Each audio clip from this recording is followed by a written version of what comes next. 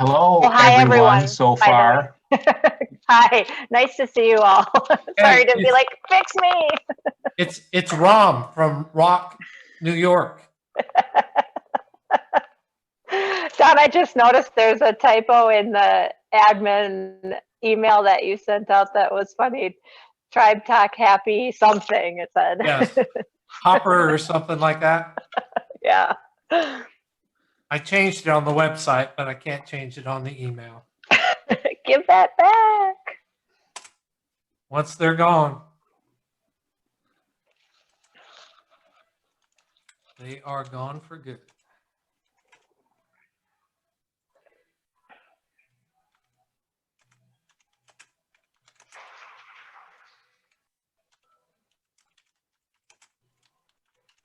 Let's go for a ride today, Ron.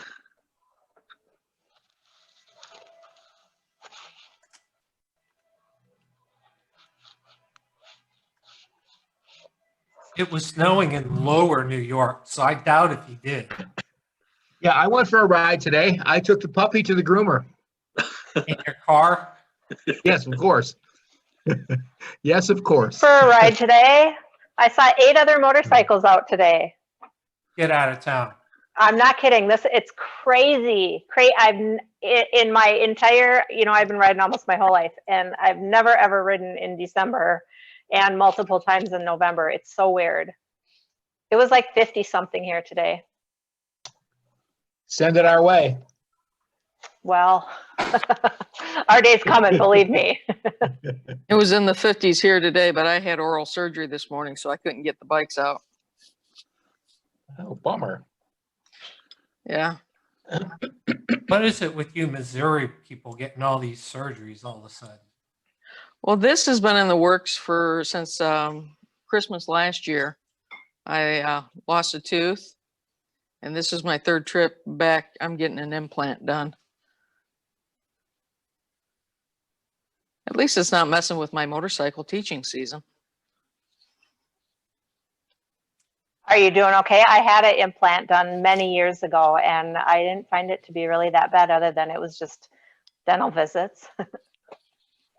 It's funny, today they asked me about painkillers. I said, why? I have an unopened bottle from last time. Did you not hear me? I heard you. Should always get more. You can always resell them. Unopened bottle on my shelf in the bedroom. What did you do, Carol? A tooth fell apart. I was eating a chocolate That's chip not cookie fun. last year at Christmas time.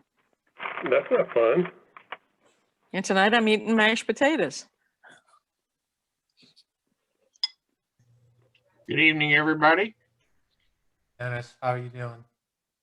Good. Hey, Dennis, there's some white fuzz on your chin and under your nose. Was that it? Okay, you jealous or what? No. Good to see you too, Carol. Yeah, good to see you. It's been a while. I guess I'll see you, the 2nd Saturday in January? January 9th, unless before. Yeah. What's going on January 9th? I gotta, we Scheduling meeting. yeah, the dealership we teach at, that's where we have a meeting and a fight over who gets to teach what classes. I should say discuss which ones we get to teach. I was going to say, we do a pretty good job of being able to accommodate everybody's schedules. Yeah, we do. I don't see anybody in Don's chair. Did he disappear? Yeah, when you came in, you scared him away. I could have. Usually, I don't know what the heck is that.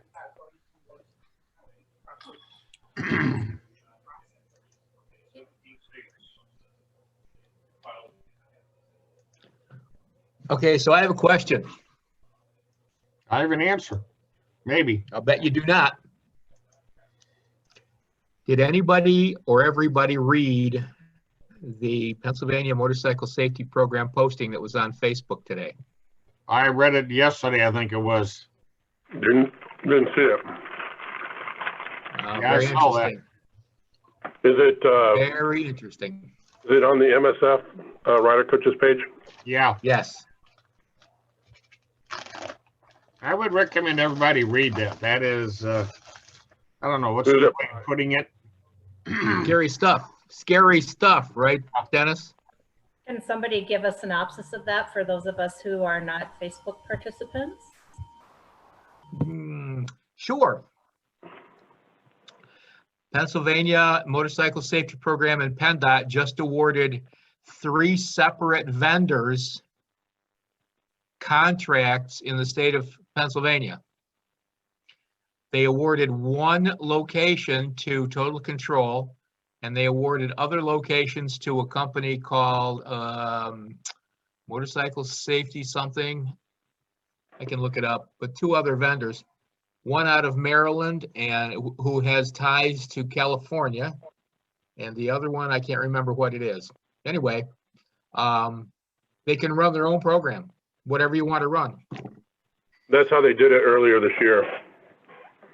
Yep.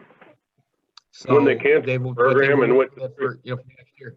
when they canceled the program in the spring and terminated Total Control's contract, Total Control had a statewide contract, and when they shut down for COVID, they canceled that contract, and then when they reopened, it became basically whatever curriculum you were teaching. Free for all. Yep. Interesting. Mm-hmm. Does Now it looks Pennsylvania like do as a license waiver class, or they just do Yeah. as an education? So you got 3 Until different they- programs. Until they redid it, the only thing they were doing for testing was a written test. Ah, okay. Interesting.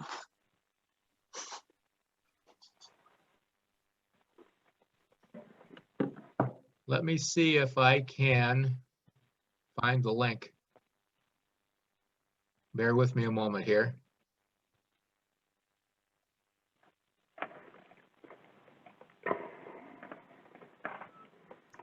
I'm gonna see if I can pull it up as well. Philly is going to be the Total Control area. Yeah. Right. Yeah, I found it.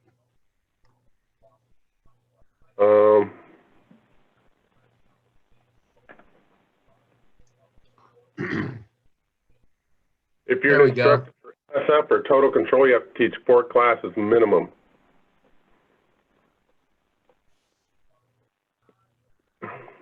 You mean the provider or the coaches? The coaches. Coaches. Is that to maintain your whatever certification? Yep. Yeah, Ryan just put the link to it up on the chat side of the house here, Greg. Previously, you only had to have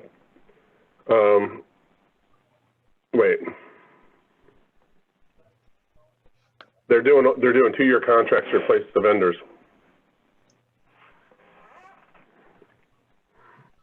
So that'd be a nightmare. Yes, it will. How are they gonna If you wanna- keep that under control with, what is it, 3 or 4 different If contracts? you don't renew your contract after 2 years and they're switching vendors all the time, that's an absolute nightmare. Yes, it is.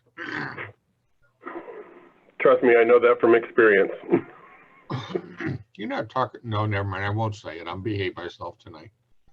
No, when University of Illinois in our program, we run 3 regional centers, and it always goes to a college or university. And University of Illinois taught for our program for 35 years and finally decided that they didn't want to do that. And about 3 years prior to University of Illinois leaving, another university left, and they got absorbed by U of I.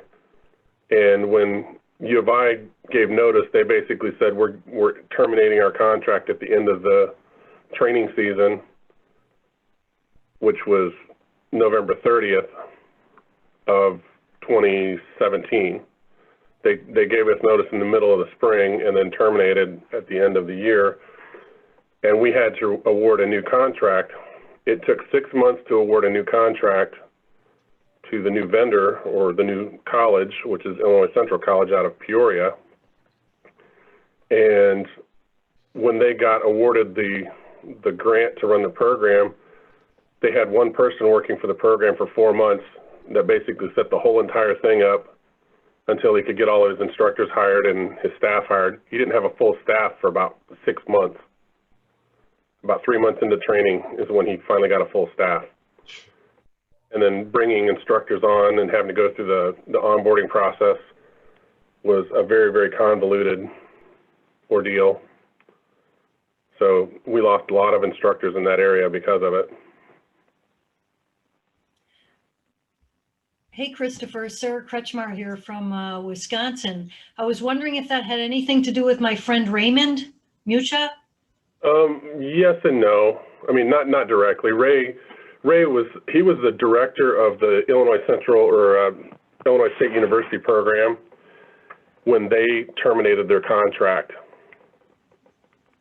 And he just became a rider coach trainer and an instructor. He'd really didn't have anything to do with it, but a lot of it was just red tape involved. Thanks. Ray's a super guy. He still teaches for us. He teaches for Illinois Central College now. And I think he teaches in Indiana and Iowa as well. Good for him. I love that guy. He was my rider coach trainer. He and I went to rider coach trainer prep together in Kentucky. Yep, that was the week that I got my rider coach certification. He was there, and he came back the last day as a trainer. That was in 2010. Yes, sir. It was like May of 2010. Huh.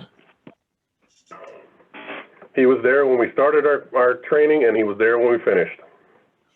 Oh, that's great.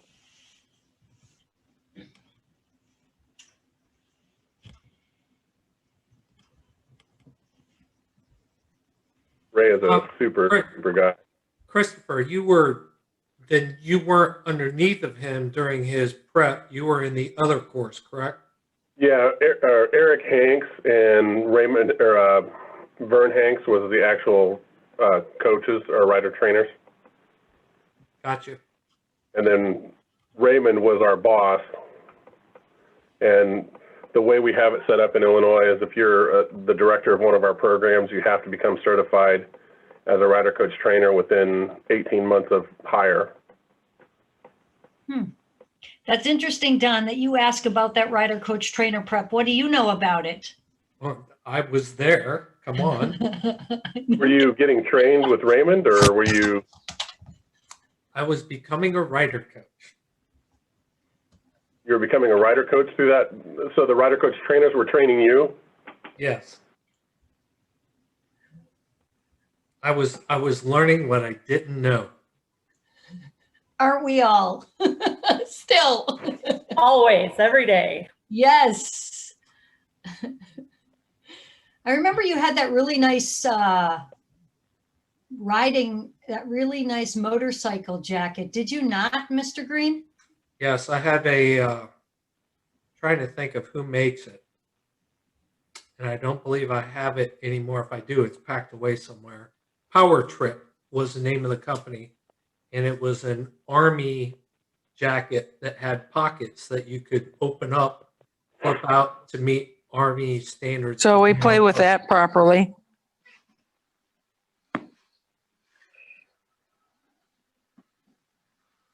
I So, had yeah. one of those too, Don. What? I had one of those jackets too. They were nice. Yeah, they it was looked- my they first looked- motorcycle jacket. Not my first, but one of my better ones. Power Trip.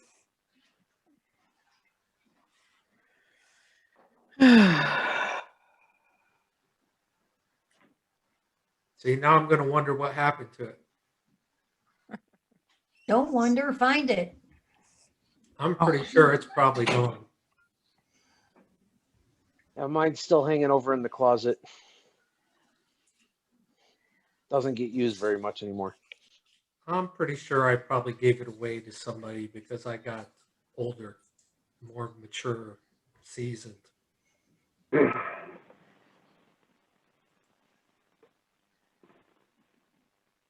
other words, you outgrew it? Yeah, that's exactly what I was getting to. I think I bought that in Kansas at the Kansas Harley Davidson on a random trip to go hang out with some Army buddies.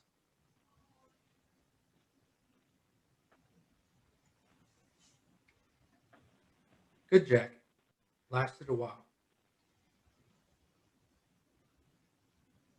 I was contacted by that provider, the fellow out of Maryland. He's asking me if I'm available to do a prep for him. He wants to start like mid-February.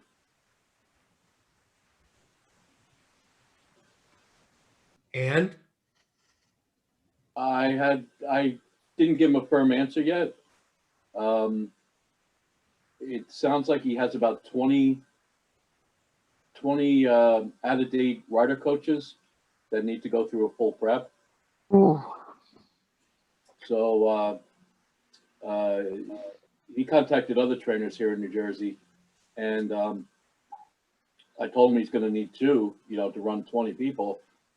And he wanted to run one prep in the eastern part of the state and another prep in the western part of the state. And from what I hear, he's trying to contact some Ohio trainers, I think, for the western part.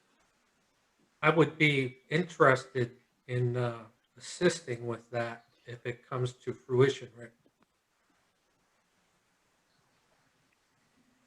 Yeah, all the MSF certified guys in Pennsylvania are probably expired now since they went to total control, and they ran that for a year and a half or 2 years now.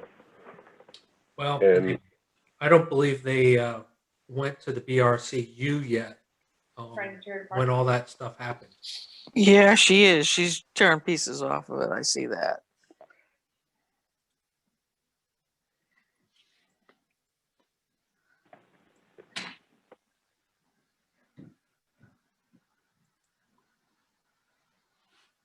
Which would be Yeah, another consideration, Rick.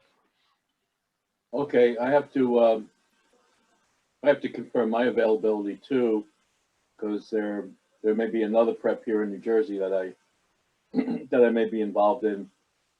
I'm wondering if the classroom section will be done virtually, as far as the training for the the so-called normal level 2, instead of actually gathering in a classroom. I don't even know what Pennsylvania's protocol for amount of people in gatherings or indoor, what their limits are as far as gathering indoors. That will take some research because things still are changing quickly, and they're finding that what we thought may not be exactly what we thought. So the next few months with this COVID is going to go lickety split, and there's going to be a lot of changes again. But that's just my opinion. There's plenty of them. Oh yeah. Oh yeah. It's almost getting scary to have them.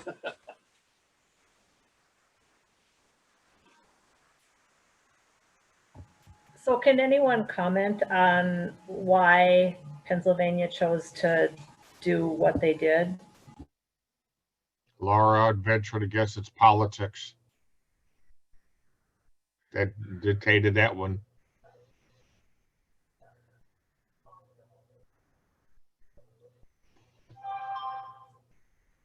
just You'd read think the PA Motorcyclist website. That's got a lot of information about it. This is not run by the state program. This is a blog that somebody created. The PA Motorcyclist Yeah, you're talking about? Yeah. that's some private blog that somebody created. It follows the history of the whole thing. That kind of gives a whole rundown on it.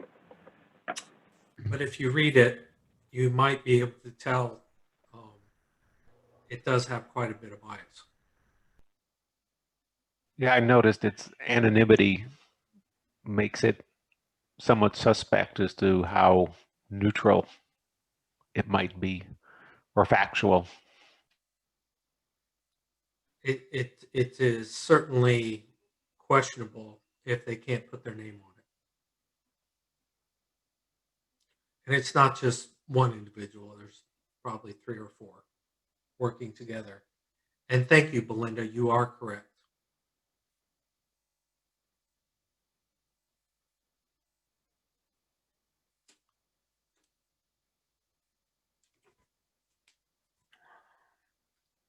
Laura, I think my suspicion is that they just want to let things rest for a while. And since they have to provide by legislated or through policy or through law, they have to provide the service. And any service meets that requirement regardless of how good it is. And so, like Christopher said, I think they're going to run into issues with multiple contracts. And then if you start looking at the NHTSA recommendations, and does everybody meet that? And how do you quality assure that everything is happening? It sounds like things are going to get ugly real quick.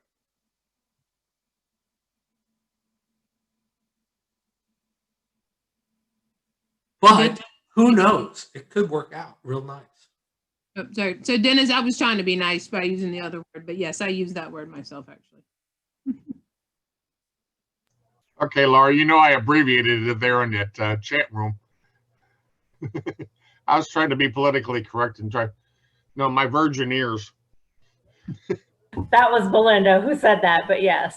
Oh, Belinda, I'm sorry. Yeah, Laura. I gave you credit for it, Laura. Sorry, Belinda. My bad. That's quite all right. But yeah, no, trust me, I use the other word a lot more than the armpits. I was just trying to be nice.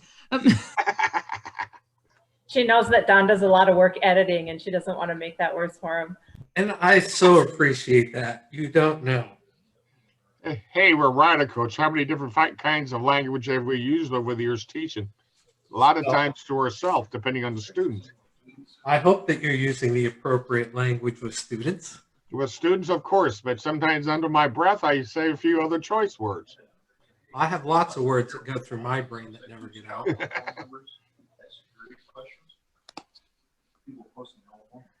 Whoa, wait, I don't want to do that.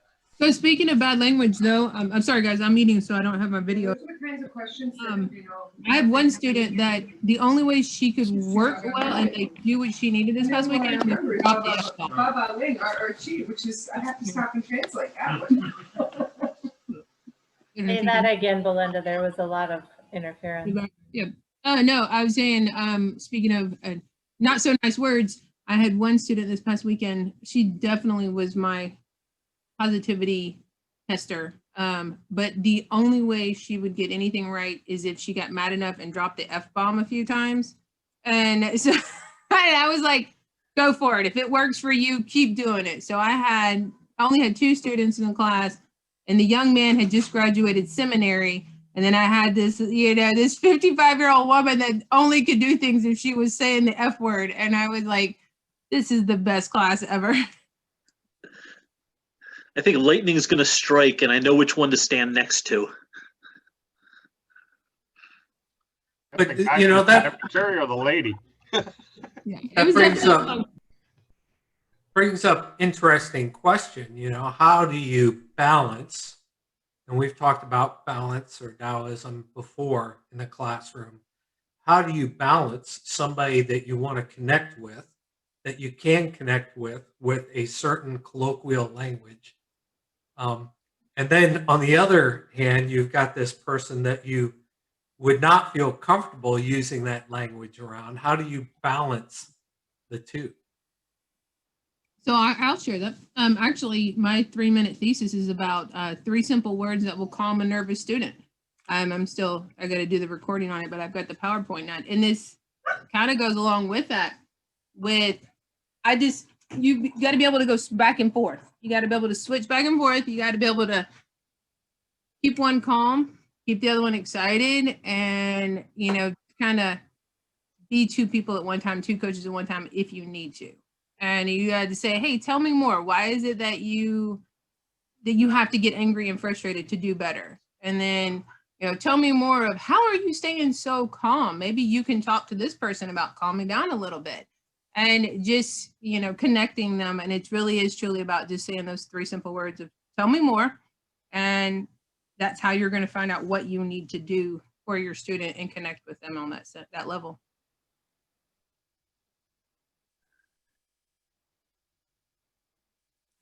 So with my luck, I'd end up with 2 students dropping the F-bomb.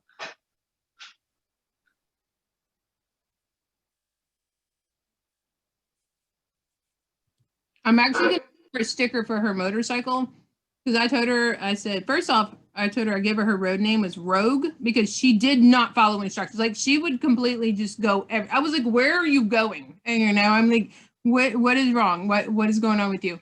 But she actually did. She's a very good rider. She was just so far up in her head. So I gave her road name of Rogue, but then I was like, no, I'm just going to send you an F-bomb sticker because I print them out with my Cricut machine and I send them to certain students that like that word. And so for their motorcycle. So I'll just do that with her. Like I said, it was a great class though. We had a blast and, you know, it was really a great time. So let's go the opposite direction here. Have you ever had a class where you couldn't make the connection with the students? There was just something off and you felt like it wasn't your best day with a student. You couldn't connect and make things happen.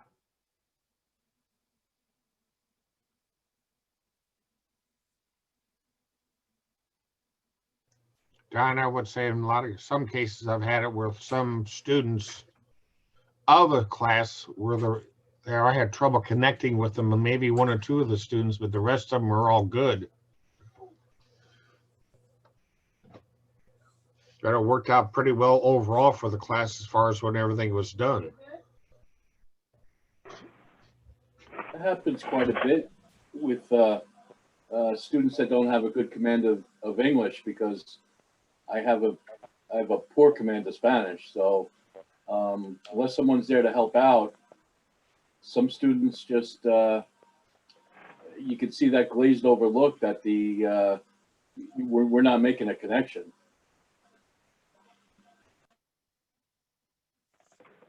We had one time where it was a gentleman that was in a rider club or a motorcycle club. It was a pseudo 1% club, and he came in to get his license. He'd been riding several years, and everything that was said during class, he would totally counter, you know, any of the safety stuff during classroom. Oh, I got to ride side by side because that's my brother, and that's how you build brotherhood. And I'm like, yeah, but do you look at it and say, okay, riding side by side is not safe for either one of you because now you don't, if something happens, you have no escape. Oh, that, you know, I trust them. Sorry, it doesn't work. And he ended up not coming back. That's the same thing you could say about, unfortunately, with some motor cops. A year or so back, there was a funeral for a cop killed in line of duty. And even with motor cops, the training they go through, they rode side by side all the time. You know, that's parade style. And unfortunately, 2 of the bikes had an accident. But you can happen to the best of them. As a lot of you know, those motor cops go through, what is it, at least 2 weeks worth of training? Sometimes if you're teaching with another coach, it's easy because you can just say to the other coach, listen, I'm hitting a wall with so-and-so. I'm going to let you explain this exercise so you're doing the talking, or, you know, try to shift some of the coaching over to the other coach to see if they have a better chemistry to resolve things. And also just bringing the other coach in on the fact that you've recognized that there's a little bit of an impasse with a particular student, you know, whether or not there's a quick fix is helpful as well, because they can be attuned to it and looking for a fix on their end, whether one's needed or not. I agree. It's super hard whenever I do a lot of solo coaching, and I think that's one of the hardest ones whenever I do have those that you know, that I don't have an opportunity. So I like to call them the RAM, or call on someone around me, or at least pull on the other students that can connect with them in a certain way. Now, Christopher, I'll share with you. one of my favorite sayings when I have, people that are like, well, no, this is how we do it. This is the reason why we do it, da da da da da. My favorite thing to say to them is, so that sounds like brotherhood is very important to you. Tell me why brotherhood is so important to you that you would ride that way. And it usually, instead of combating them and giving them that opportunity to argue with you about, because we all know it's safe. I mean, we know it's safer to ride staggered, I mean, it just is. So just saying, so tell me, it sounds like brotherhood is important to you. Why is that? And get him to explain to you why. And so, yeah. Yeah, that particular student, he was combative with both coaches. Actually, we had 4 coaches there that night because we would do 2 classes back to back, but we share the same classroom on Friday night. So we had 4 coaches, and he was like that with all 4 coaches. So it wasn't, any one person. It was this person's attitude towards riding, and he knew everything and was just there to get his license. But that's kind of unusual, isn't it? I mean, I very seldom have students that are outwardly, hostile is not the word, but that push back. Yeah, this one was very unusual. Yeah, very, very seldom. Sometimes you don't make a home run connection with somebody, but it's unusual to have animosity.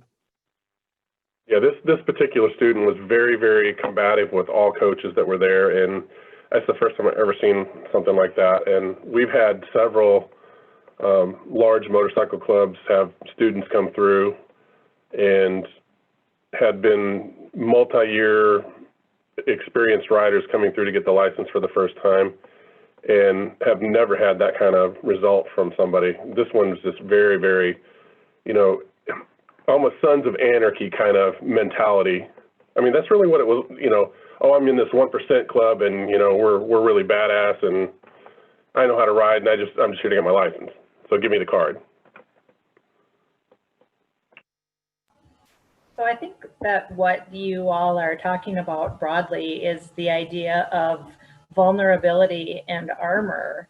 And I think that one of the challenges for us is to figure out how to get people to feel safe enough to let their armor down. But the fact of the matter is there's always going to be those few people here and there who absolutely will not do that under any circumstances. And I don't know that there's necessarily a solution to that. I'm going to comment on what Mike said in the chat, which is I had to lay it down.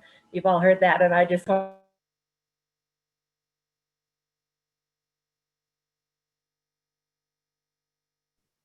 You muted yourself, Laura. You muted. Go back and say that again. You muted yourself.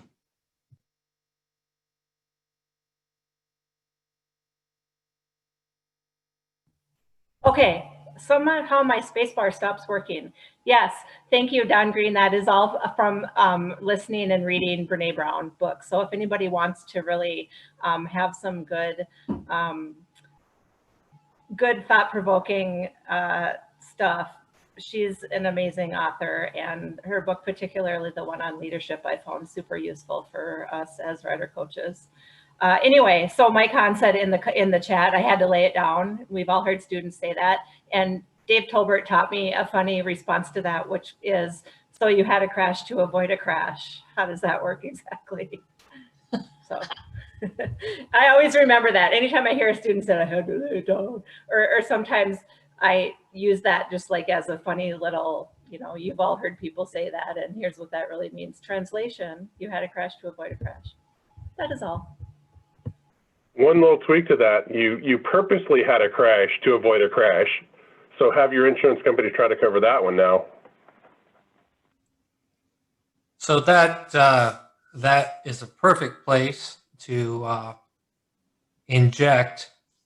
If you haven't seen it yet, I posted a new 3MT today that talks about seeing and avoiding a collision or a crash.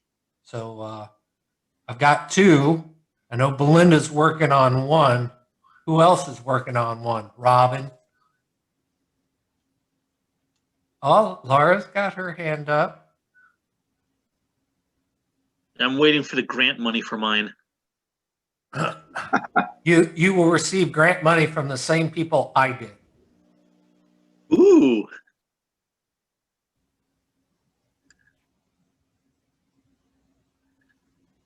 And I'd like as, to- go I'd ahead. like to go back to the Pennsylvania article. I think everyone on here is MSF certified, and I'm not sure who all is certified in other curricula.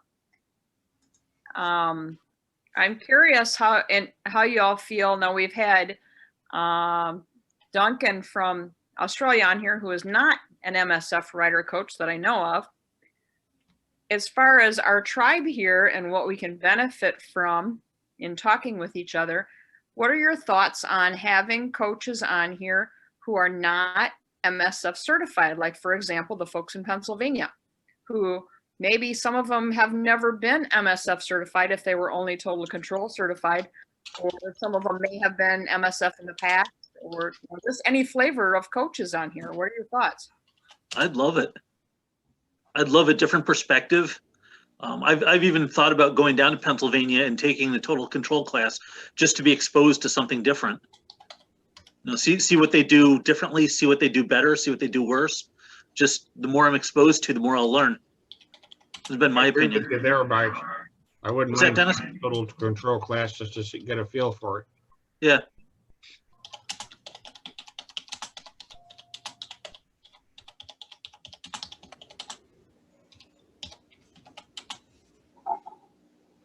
As far as I know, there are only a handful of locations that are actually total control locations.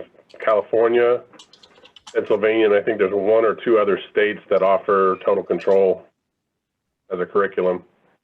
I think they only got one site when they reopened. There was an article that just came out last week. They only got one site, actually. Yeah, the Philadelphia area is what it said. And if you read deeper into it, that site may be going away because they're going to do some other things with the area.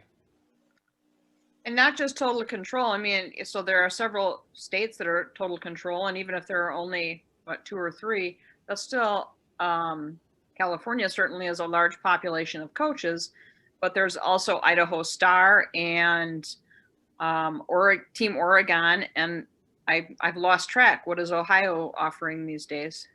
Ohio has their own class. Okay. Indiana has both MSF and another version of a BRC, and I believe Colorado has some total control as well. So there's many other states out there that either are flexible enough to have more than one curriculum or have their own curriculum. Everybody feels comfortable with, just talking. Well, it could benefit from the conversation you just had, like with the one percenter. How do you handle that? You're going to get that in no matter what style you're teaching in.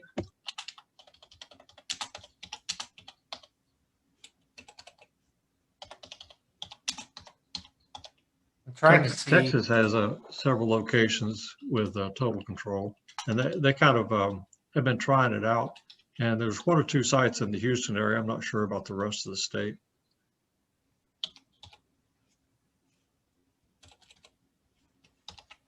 Ultimately, it comes down to when the classes are run, no matter what curriculum, they're really all basically the same class, generally the same types of exercises. You can't really do much to change things tremendously from one curriculum to the other. It's all generalized in the same techniques and things. I agree with you when it comes to the motor skill development. Yeah, on the range. Yep. Yep. Which is another great place to highlight exactly what my 3MT was about today. So go and look at that. I was firing on all cylinders. I got inspired. I saw Chuck's face this morning on Facebook, and it was time.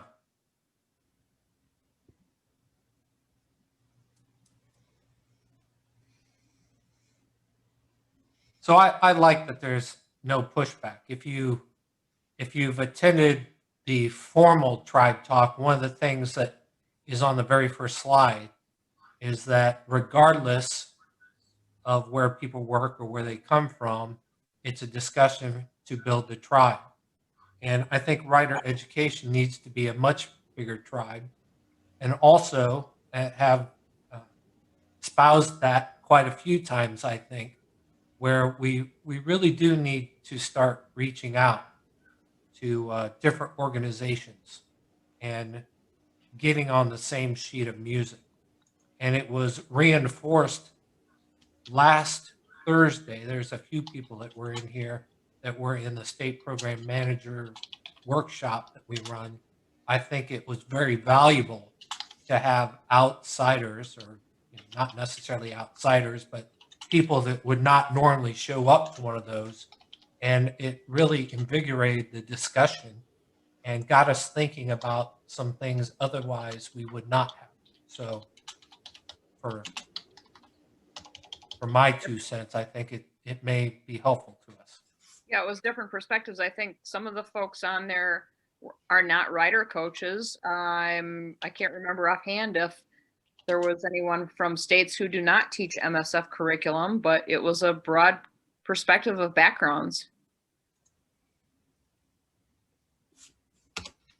Indeed. It's interesting to talk about the different curriculums, but this is a Oregon class program. We trialed Oregon's program in Illinois several years ago, and this is an outdated version, but looking through the book, it's literally the same stuff that MSF teaches with different acronyms.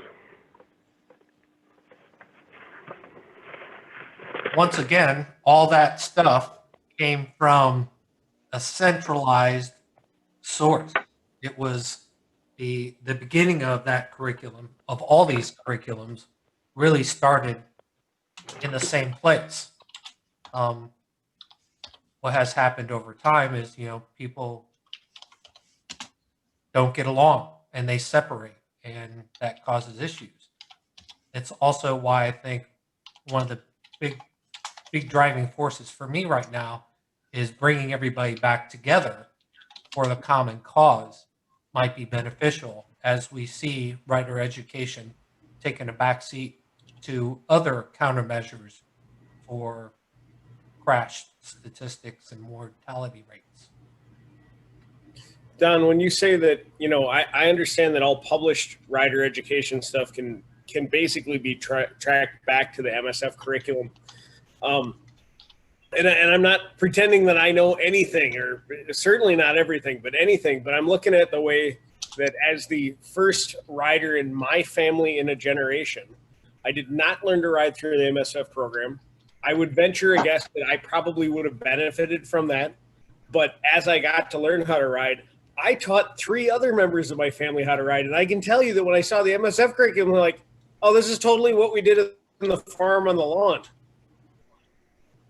Well, so I don't think that it's rocket science that an 18-year-old kid came up with reasonable steps, maybe not all of them, but reasonable steps to get us from A to B. And that might have been from learning how to drive a tractor when I was a kid. You just extrapolate that learning thing, I think. But carry on. Sorry.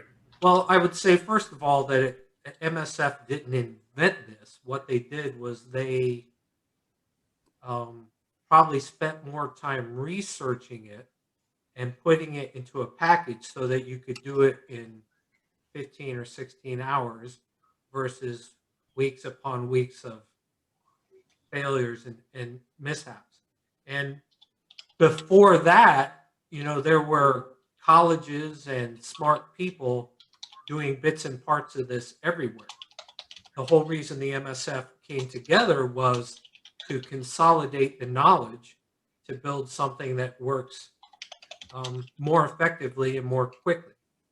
I know I'm paraphrasing a lot of this background, but it seems to me that's where it came from. And then after a while, people didn't get along and there was some splits. And there still continues to be friction in some areas, but that doesn't mean it has to forever be that way. And I agree, I learned how to ride and drive from being on a tractor or a lawnmower with a stick shift when I was a kid. Those are transferable skills. But when I took my first, at that time, ERC, because I didn't do a BRC. I'd already been riding for years, and I just had to fulfill a military requirement. I was amazed, like everybody else, how much I didn't know and how much it started to click and how quickly and better I got from about 8 hours of, parking lot work. So there's a place for it, and they don't call it adult accelerated learning because it's not accelerated. You also need to consider that the earlier, maybe earliest versions of the Motorcycle Safety Foundation curriculum was not really designed to be taught by experienced motorcyclists. It was MSF put together a package that could be given to driver's ed instructors who had some motorcycling background. They didn't necessarily ride on a regular basis, and they were the ones expected to teach rider ed as well as driver's ed. It wasn't until we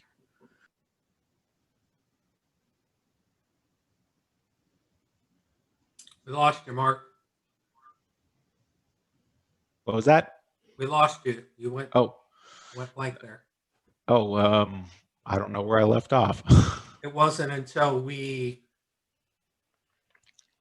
probably 80s, early to mid 80s, that the Motorcycle Safety Foundation started looking for motorcyclists and training them to teach rather than looking for teachers and having them learn about motorcycling.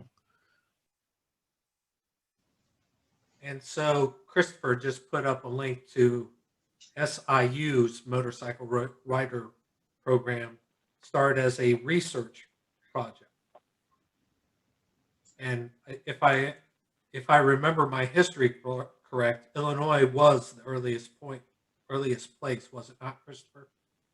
Yeah, Larry Lindauer started the program as a research project in 1969. And in the early 70s, MSF came and modeled their program after what he set up. And we've got documents and diagrams of the range setups that are still in existence today from back when Lindauer set them up, some of the basic exercises. How long was the original course set out? That I don't know. I could find out though. Jared, our coordinator down there, I'll talk to him tomorrow, and they just celebrated their 50th anniversary of teaching a year ago or a year and a half ago. So they actually predate MSF by 3 or 4 years. Yeah, Christopher, that picture there you got on that linked on that website looks like the Carbondale Range, which, as you know, is a triple range. Yeah, that color picture is the Carbondale Range, and then down further is the driver's safety area that they used to do the classes on. And look at the difference of how the riders are then and now. Yeah, shirt and tie. The black and white photo there.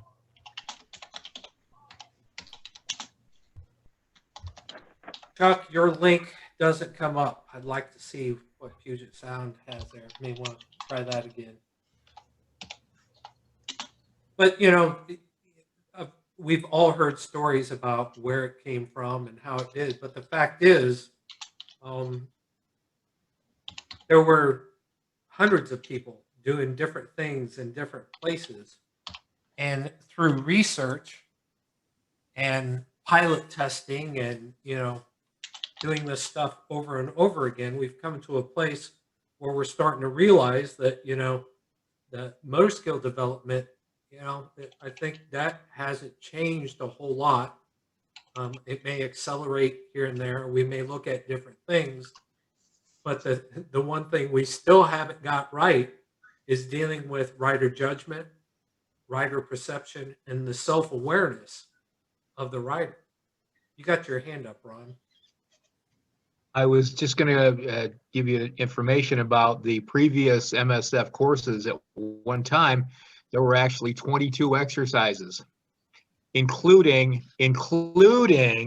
riding with a passenger, where the coaches would actually get on the bikes with the students. Wait, is that before RSS? Yes. Yes, ma'am. So Mark, how far do you go 19th back, Mark? century? What? Yeah, the coaches didn't get on the bikes with the riders. We paired the riders up. Oh my Lord. Well, we used to get on the bikes with the rider, or we would try to, and we would test them. We try to get on without a helmet, try to get on without gloves, and you know, not so that it was dangerous, but try to make them start thinking. Sounds like Stop fun. tickling. Yeah. Leave it to Mike. I think I can remember at least 28 exercises. Oh God. That's a lot of exercises. And Well- that didn't include the optional street riding modules. And so I think originally, because it was designed through research and done at colleges, this was a semester's worth of learning that was done, on a regular basis. And now look, we're still trying to cut down to less than 15 hours. And the only reason people haven't done that is because, there's laws against it in the States.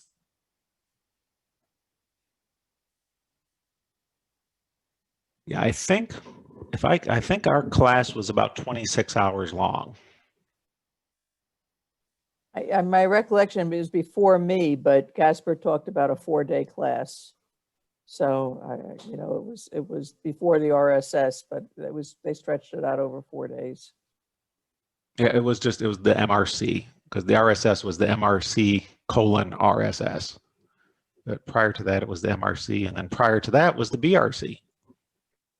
I have heard folks who have been in the program in Wisconsin a long time talking about rider coach prep being a semester-long class at one of the universities. That's how they did it at EKU when Ray Oakes and Wayne Steele ran the program there. And that's what their pilot test bed consisted of to a certain extent, and some of the things they came up with. Yeah, I went through in it was a summer school class in the safety education department.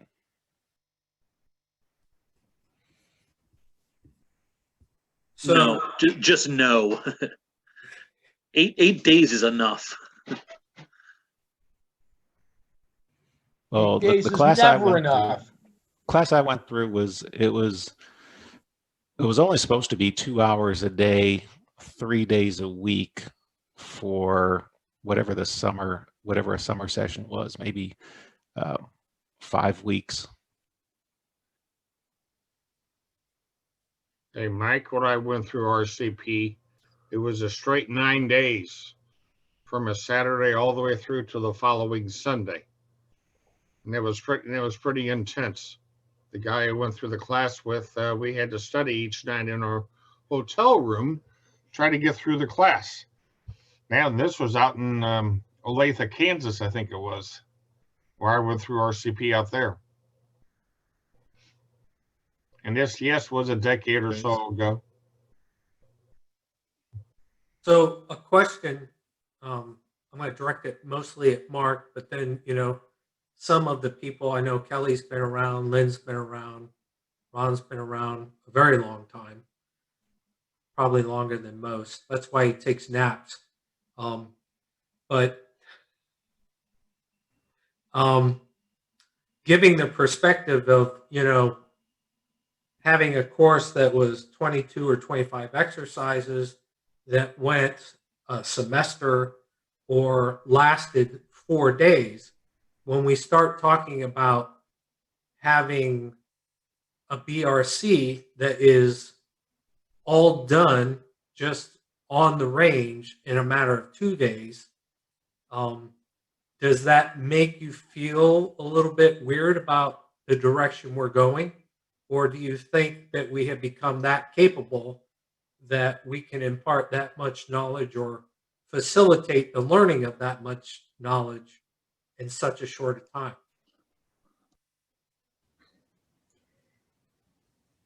Sarah here. I would ask, how long are the other curriculums that the other people are doing, like total control? How long are their basic rider courses? They're Well, about 15, 16 hours, same as us. And keep in mind, typically this is the that's first mandated by the state program.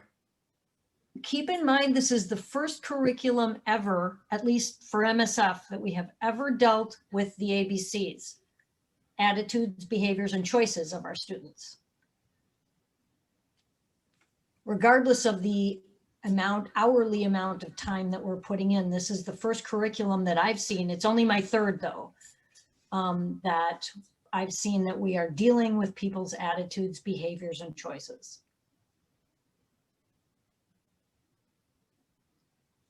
I think we've always dealt with it, but I think attitudes, behavior, and choices are now more in the forefront of the curriculum, not just, read this manual and hopefully glean it out. I agree with Don. It's been there, and I'll go so far as to say good instructors that are somehow reading their classes, that are somehow here for more than a paycheck, have always looked at big picture and said, okay, this is really about, your safety, which comes down to you. And that of all those interaction of factors that happens, the motorcyclist is always one of those, almost regardless of what kind of crash happened. You're part of it. So you get a choice. But Sarah, you're right. The MSF had to spell it out for us to say, hey, you better start putting this in here. And that's, I think, where I get some of the old guys. As Sarah's told me, we had some dinosaurs that had to, get out of the program at some point in time.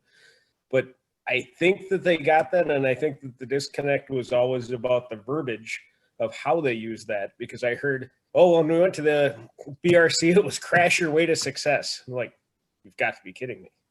But that was some of the terminology that I heard some of our vintage instructors talk about when we went to that. And those were some of the people that, when it went to the current iteration, decided, yep, you know what, this has been good and I'll be out now. But agreeing with Don that that's always been part of being a motorcyclist. It is ultimately on you. You're the only person out there that has your best interest at heart. As much as cool as it is to say that safety is everyone's responsibility, nobody else cares about you but you when that happens. That's my 3 cents. Worth every penny too. I love your ABCs though, Sarah. I think that's it's catchy enough to remember. Don was talking about behaviors, perspectives, and self-awareness, but attitudes, behaviors, and choices is probably a more memorable way to impart that nugget on other people, and I appreciate that. Thank you. That was not stolen, taken from Greg Patzer. So he needs all the credit for that. I think the current classroom gives us a lot of opportunity to affect people's decision-making and choices and attitude, but not having seen the direction that the new online curriculum is going and what portions are included on the range, I kind of want to reserve judgment on whether we can do it or not. I mean, as it is now, in New York, we're using the Ecourse and then, level 2 classroom and I try to incorporate all those concepts together all the time. I try to make a link between what they did in the Ecourse and how that affects what we're doing in the classroom and how that affects what we're doing on the range and how that affects what they're going to do on the street. And it's a big web. And I think maybe we can still do that, but we'll have less time on task. And I'm, counts out on whether we'll be able to do it in the time frame allowed.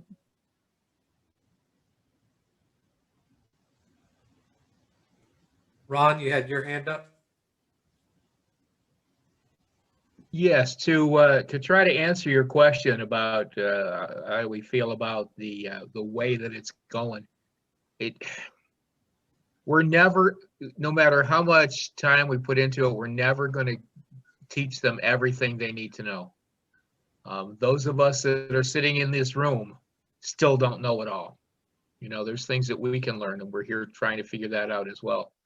And when you're taking someone who's never ridden a motorcycle and trying to get them to understand that, hey, it's not about the license, it's about saving your butt out there in 15, 16 hours, that's a challenge.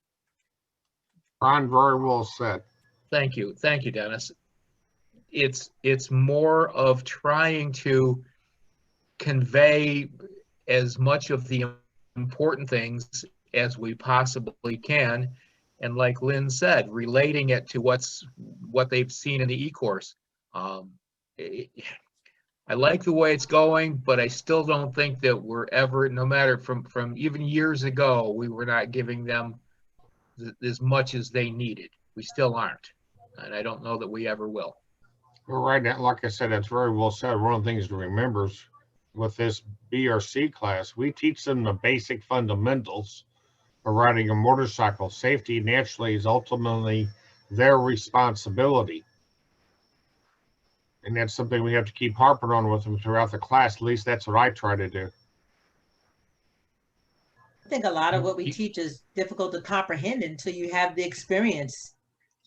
So does anybody want me to say graduated licensing again, or should I just not? Say it 100 more times. Yeah, I think Don was raising his hand on that one, or both of them, I think. No, I was stretching. Okay. This curriculum 20 years ago, the way it's refined, would have been far better than the old stuff that was out there. Why do I feel like I'm on LSD all of a sudden? Sorry, wrong shirt. I think it's somebody's picture there you're seeing out there like I see it too. Ted's cult. So 20 years ago, this curriculum would have worked just fine. Nowadays, we've got so many more distracted drivers and so many more hazards out there than we used to, that our riders really could use 3 or 4 more days of training before they get out on the road, because there's a lot more to watch out for, and you need a higher skill set. In 1985, you had to watch out for drunks. Now you have to watch out for everybody who's got a GPS, a fancy stereo, or their cell phone with them. So I completely agree. And I'll throw in there that the experience level for new drivers or riders has gone down as well, which only exacerbates the problem. Yeah, my concern with what may be in development, and I haven't seen any of it or at all, so all I know is the rumors, but going to basically a range only with range side discussion class is not so much the details of what the students learn, the components of what they will get out of the e-course, but the loss of discussion time. So there's so much learning that occurs in the classroom when I shut up and the students handle things on their own, and I try to stay in the background. There's so much going on amongst peers, and I worry that that will be lost in a class where motorcycles are physically present the entire time, and the emphasis, at least in the student's mind, may shift to skills rather than mindfulness.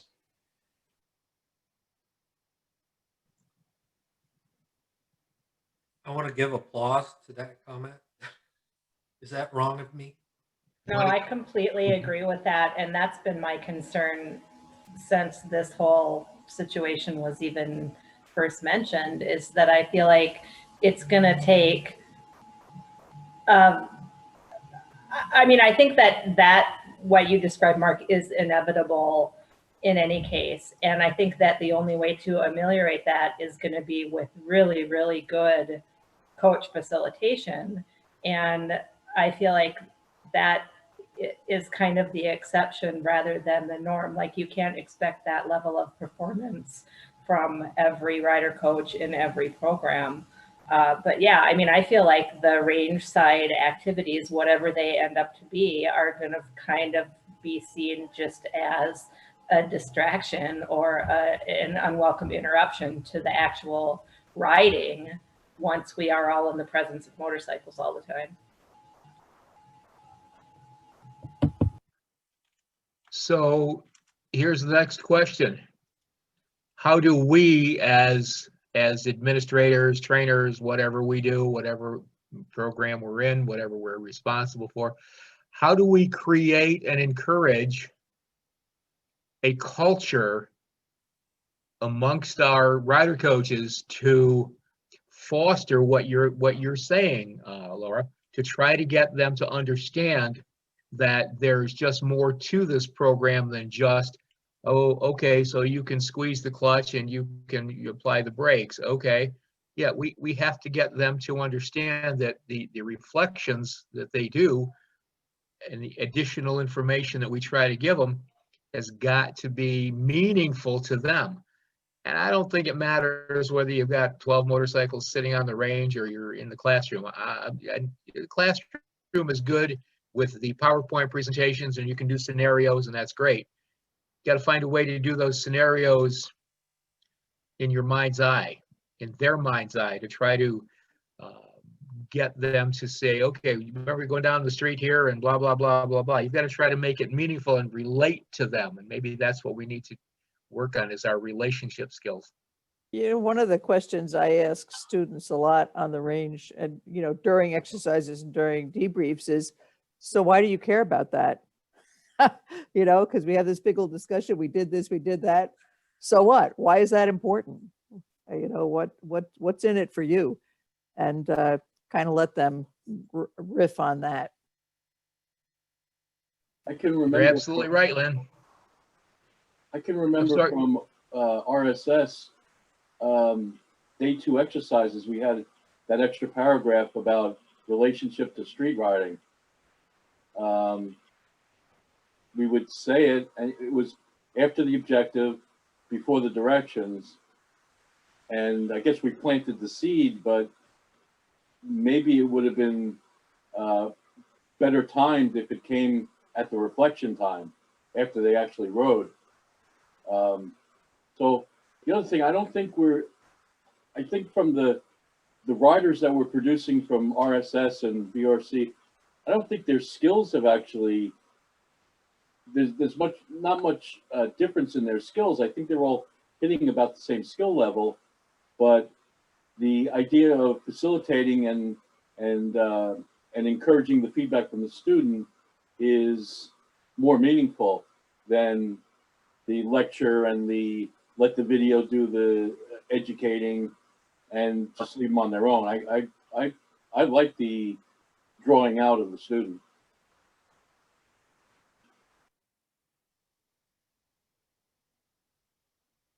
So I was looking through my rider coach guide, and I have a few of them, but it was the rider coach guide that I used when I was doing the transition from BRC to BRCU.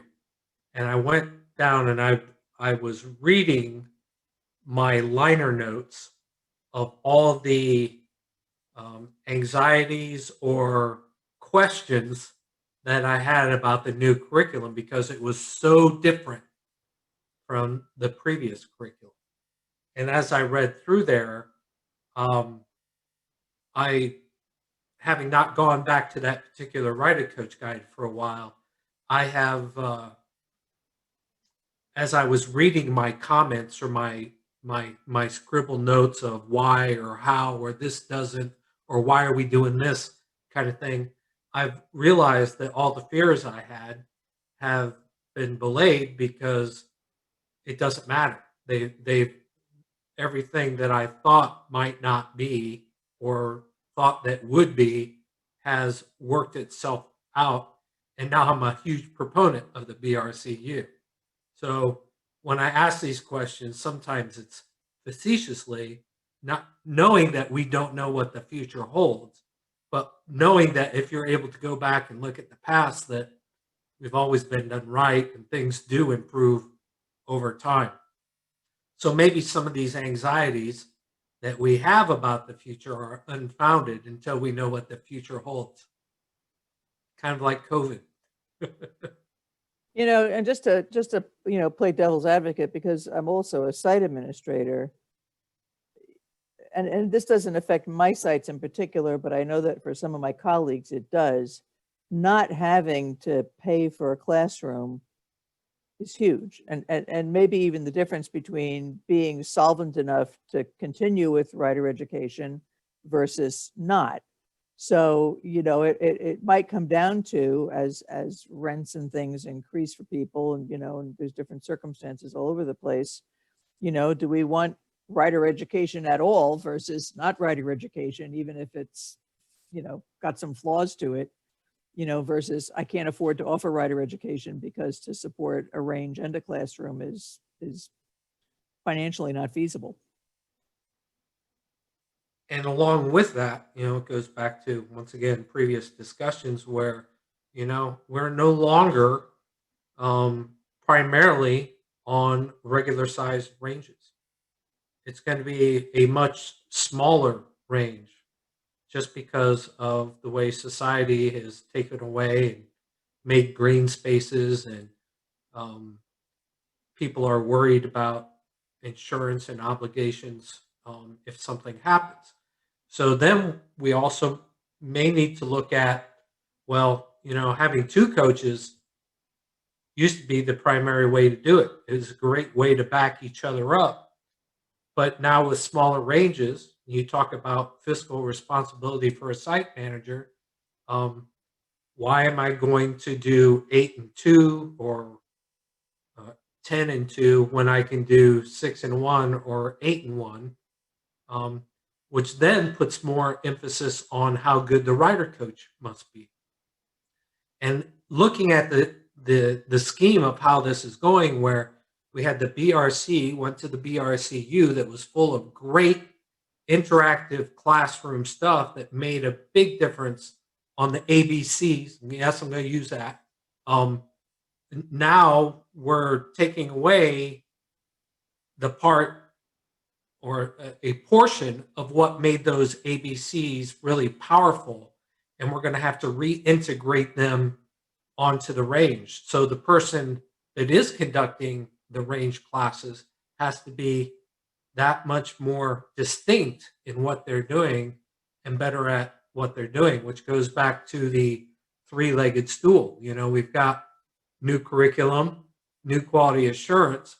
The missing link here is a professional rider coach that can handle all these great new things that we're trying to implement. Off the soapbox, sorry.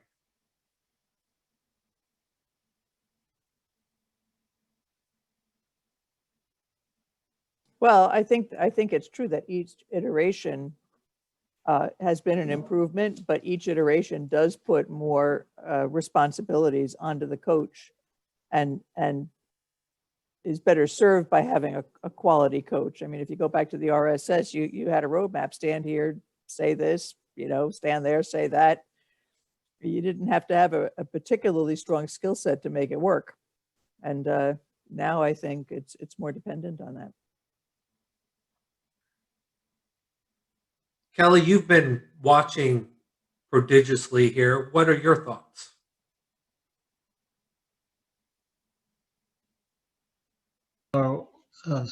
One thing I see in our area here is people don't take advantage of the classroom activities, simply, I think largely because they just don't understand the basis for them.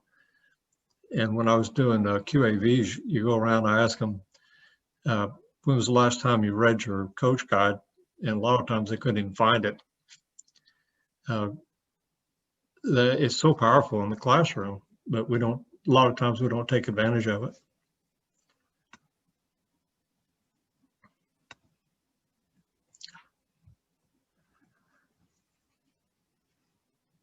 Is that an issue? Well, I kind of dread where this is going. I love the classroom.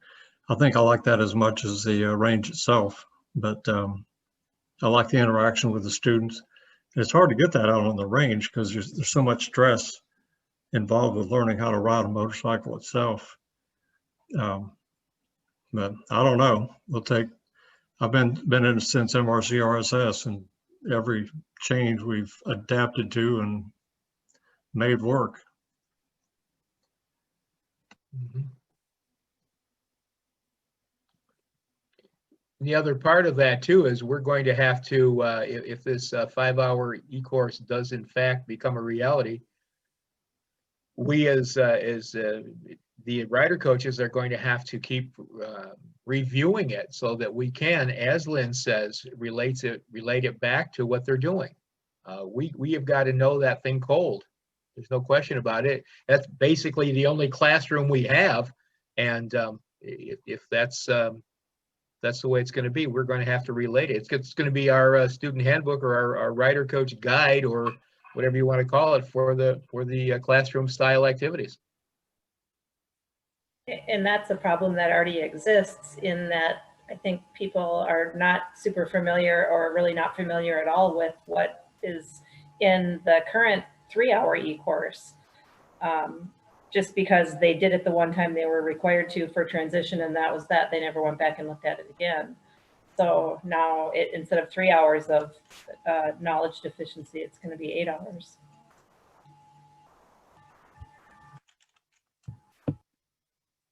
Well, and I agree with that, Laura. The good news is that the e-course is primarily the level 1 workbook information. So whenever I have somebody who wants to become a rider coach, first thing they do is they go through the rider coach or the student handbook and cross-reference the questions with the answers and where you found them and what it is and blah, blah, blah. So that gives them a snapshot of the e-course. So they should have some of that to be able to relate back to. But again, we don't review it enough. Once we get trained, all we think about is, okay, there's the range cards. Okay, let me do the next exercise is your objectives are blah, blah, blah. And they just kind of sometimes just wander through it. I really like the 3-hour online level 1 because it taught it like it should be taught without all the excessive talking that so many rider coaches want to add. They turn it into a 4 or 5 hour curriculum.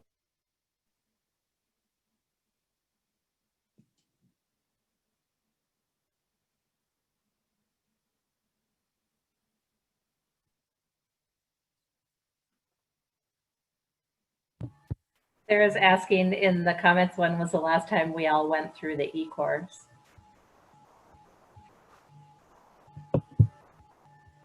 I would go through the e-course again myself, but I can't remember how we can do it without having to pay for it.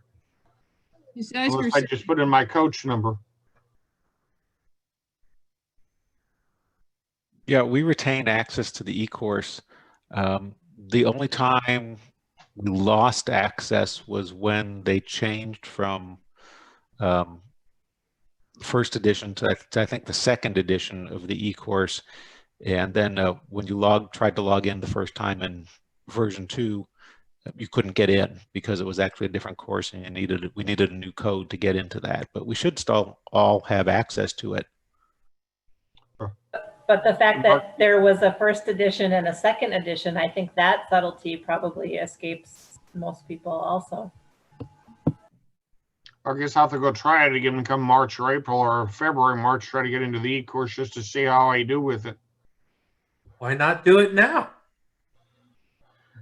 It's getting too late. It's almost my bedtime.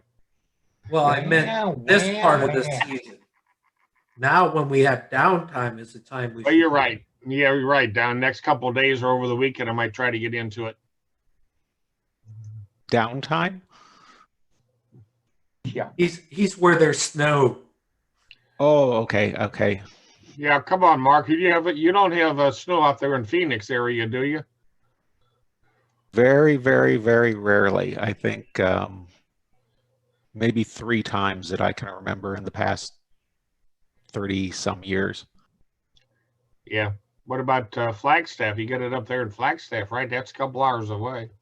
Oh yeah, many feet of snow up there, but they're at over 7,000 feet, so that helps.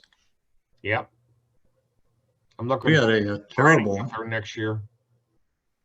We had a terrible winter event here in Houston just a few days ago. We actually had frost.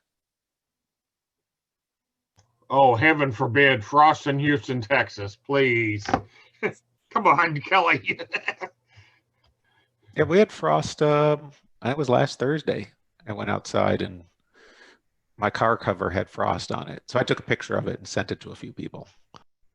Here you go, I've had frost 4 or 5 times already up here. Oh, Violin, Robin, behave yourself. Just playing violin for Kelly's frost, Sorry. This is Sarah. You guys are all pathetic. I say that from Wisconsin with love. Stand up, Sarah. We can't hear you. Yeah, hilarious. Yes, She turned her camera and her microphone on for that. So. Come on, Sarah. How much snow and frost have you had already?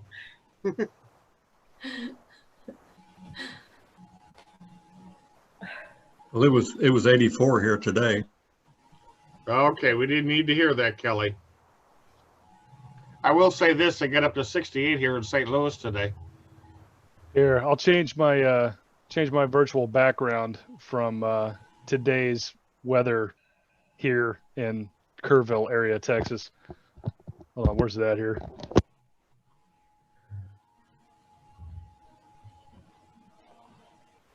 Yeah, my background is with my bike that's been sitting in the garage the last 2 months. I haven't been able to ride.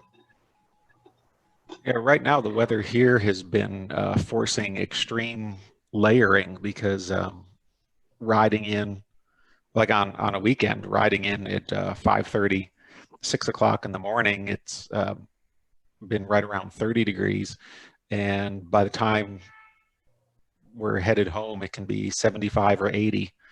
So it's been kind of tricky to carry everything or figure out what to do with it. Hey, Ted, is that 1978? Is it revisiting?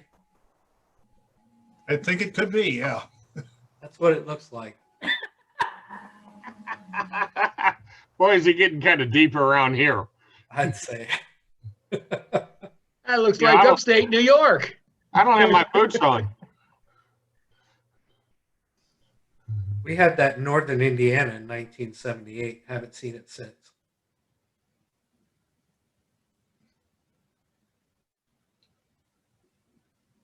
You mentioned the Ecourse before. We're throwing together a PDW for Wisconsin to get coaches to take the new Ecourse, the updated version, and then have about an hour, hour and a half Zoom meeting to discuss what their findings were, what they want to tie into the class.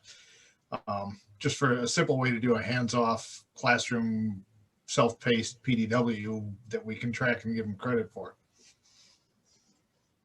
Can I get an invite? Sure. I'd love it. Since my February PDW got canceled in another place. Well, they're not canceled. They're not canceled, Don. They're not canceled. Well, okay. It It's was not going to be in delayed. person, man.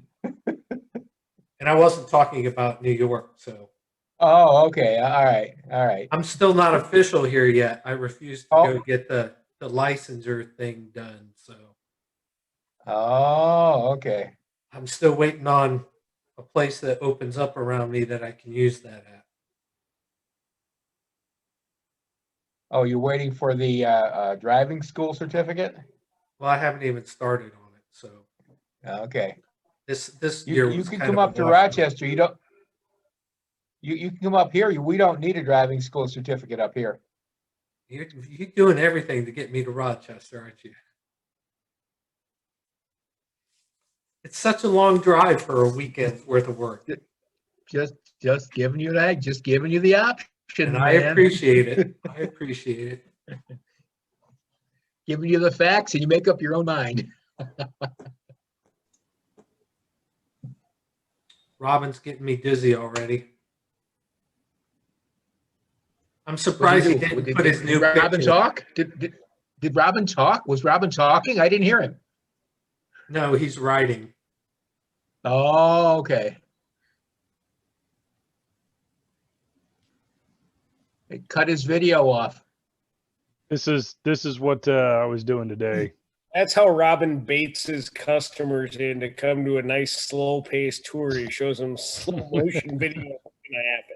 Then he takes them out poaching and ends up pulling people out of corners. Don't ride with that guy.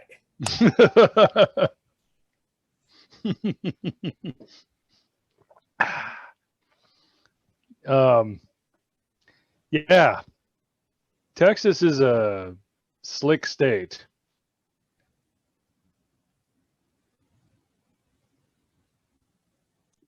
But is it badass super slick? Super slick, ultra badass motorcycle, mega posse of incredible power. We got T-shirts.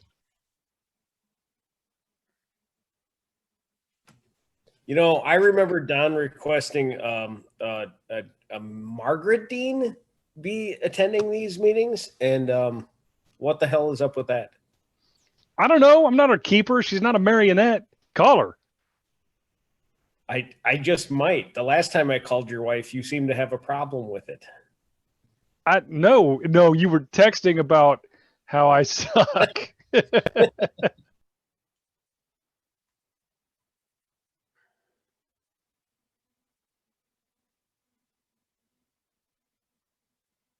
So did anybody link up with the guy from New York that was doing the iOS version of the skill test paperwork?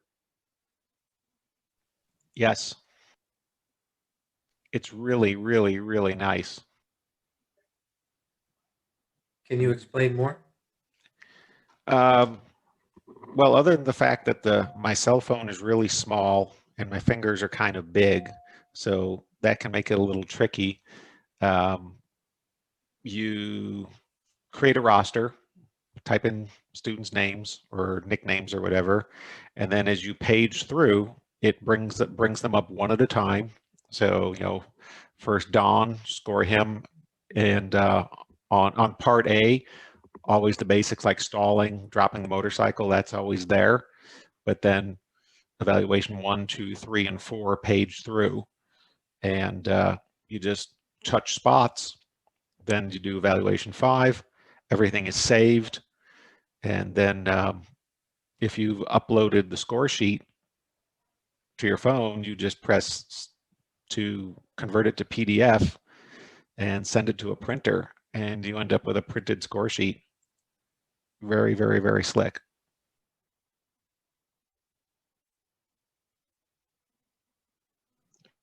I'm waiting for the Android version. I signed up for it, but I haven't really played with it because our season is really done. Mark, is there any problem with us just doing a mock one to see how it works? That I don't know. You'd have to contact Greg directly and see what he wants to do. He's mostly interested in people to help him develop the application and to give him hints on it. Apparently porting it to Android is a huge project. It's not something that you just click a button and it happens. But I'm going to do an actual run through with it this weekend in class. So I'm going to use the electronic score sheet while the other coach will do the paper one, and we'll see how it works out. I think one advantage with the electronic may be in reviewing the scores with the students, because when you page through the students' information, it's only their scores that are showing. So it's the individual score sheet. It's as if you were using an individual score sheet, because they don't actually see the final score sheet. You could only page through what you've recorded for them. So you referenced on the MSF Rider Coach page about a different ways of looking at that if you use MSF's RES, automatic scoring pattern. Can you explain that? Oh, right. Somebody had asked about the way the scores worked when somebody went above 10 points in level 1, because the current version of the score sheet, if someone scores 12 in level 1 and 5 in level 2, their final score is going to be 17. And I think there was some discussion of this on Retsorg maybe a year or so ago. And my reference to using the Rider Education, the RES system, is that on that, once they've gone above 10 in level 1, then 16 is added on. So somebody who would score 11 on level 1 immediately jumps to 27, and then if they have 5 more points, they go up to 32, but they don't appear as 17 because the 16's added on. Did that make sense? As much as it can verbally.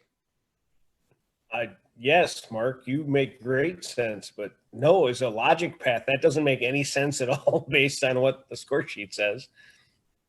Yeah, there was some, I discussed, I don't remember with whom I spoke about it, maybe with Ray or someone, but apparently part of the reasoning behind Res adding the 16 on is to avoid confusion of somebody possibly having a final score of, say, 14 and passing because they had a 9 and a 5, and then somebody has an 11 and they fail because they had an 11 and a 0. Right.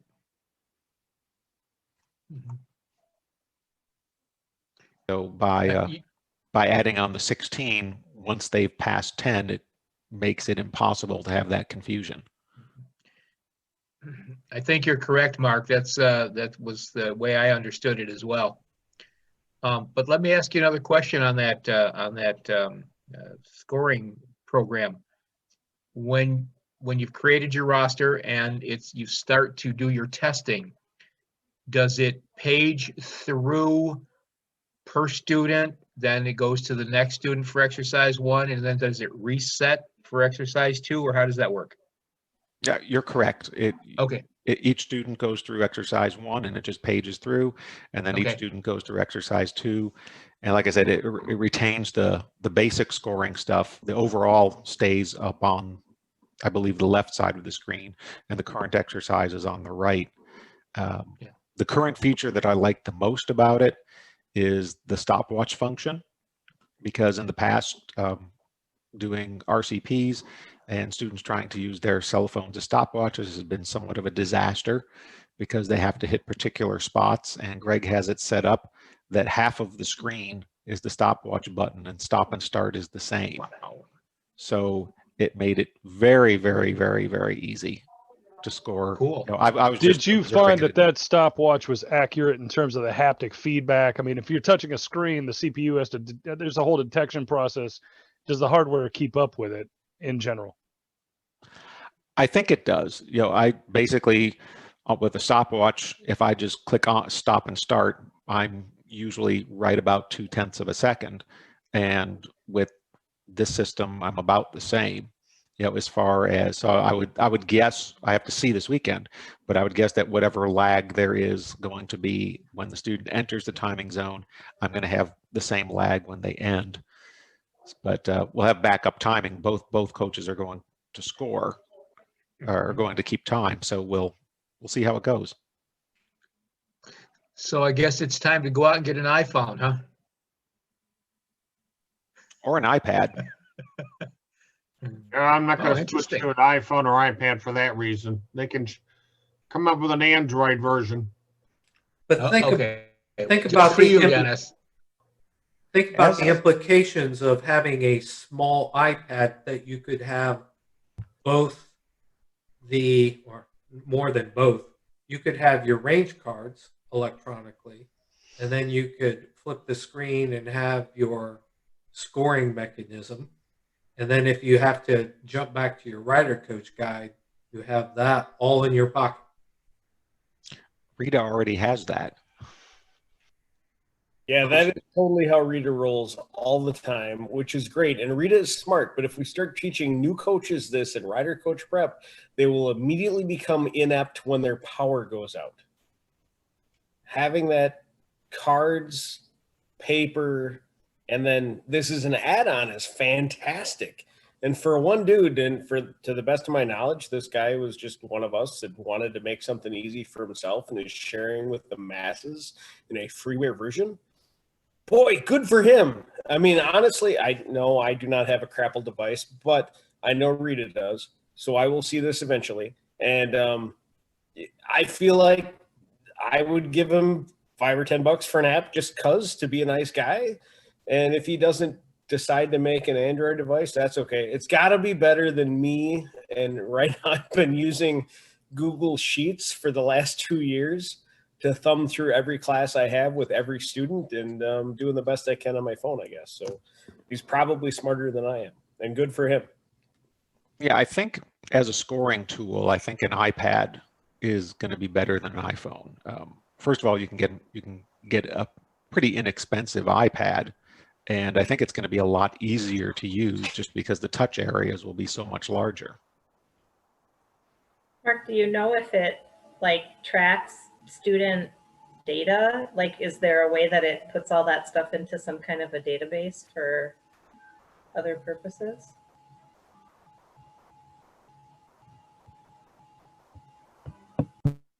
I haven't played with it yet, but I don't think outside of just the normal database of results, you probably aren't going to have any other function.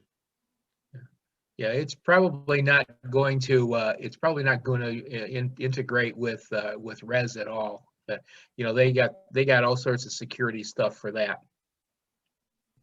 I don't even, we don't use Res here, so I don't even mean that. I just am thinking in terms of making it easier for us to track students coming back for other classes and or people that we would want to flag as potential future rider coaches.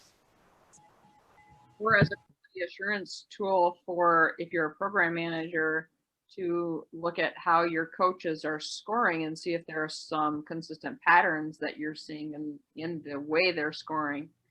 And I know there are several program managers or program owners on here. If you are or have the capability to print individual score sheets to give to your students, I'll give you my sales pitch. My thought on individual score sheets is a multifold. One of them is that when I have been able to give students individual score sheets, like if I have classroom after the range is complete, I try to individual score sheets for them. The students seem to appreciate having that takeaway. And there have been times where on the back side of that individual score sheet, I have put other classes you can take. I put basically advertising.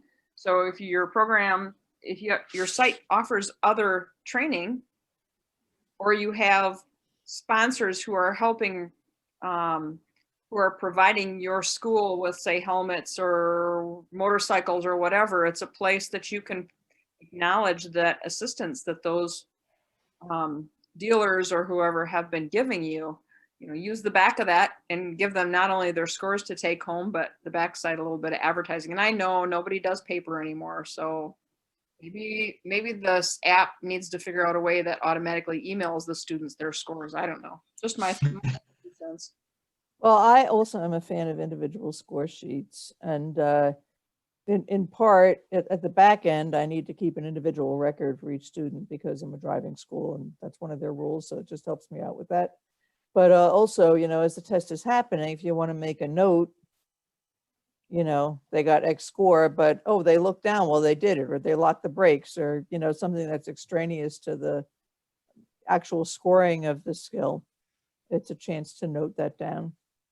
And then also, you know, maybe students that fail are going to come back for a retest. I have the coaches make a copy of that sheet, and that stays in the retest folder so that when the student comes back, the coach that is administering the retest has a record of what they did wrong the first time, so they know what to address during a practice session to try and tune them up. Yeah, looking at the application right now, the format of the output, looking at the individual score sheet, I'm looking at Tom's score sheet right now. He failed. He had 14 in part A. It does look like it's probably some sort of a spreadsheet type of format. So while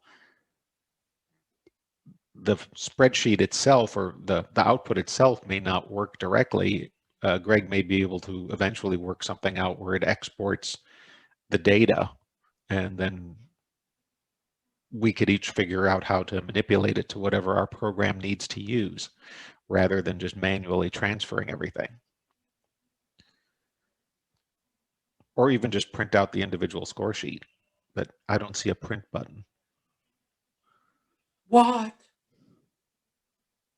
Hey, look, all I'm trying to ask is, as a South American prince, can I reach out to these people about a check that I need them to deposit for me, that I will then get the money from later at a later date? Also, I need to talk to them about their car's warranty. Just saying. Don't forget the CDC calling for information. Or is that just me?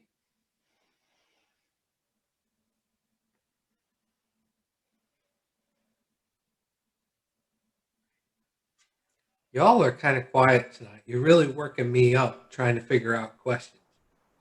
Thank you for the sales pitch, Rita. I liked that, and I endorse that and hope to see that happen for me someday.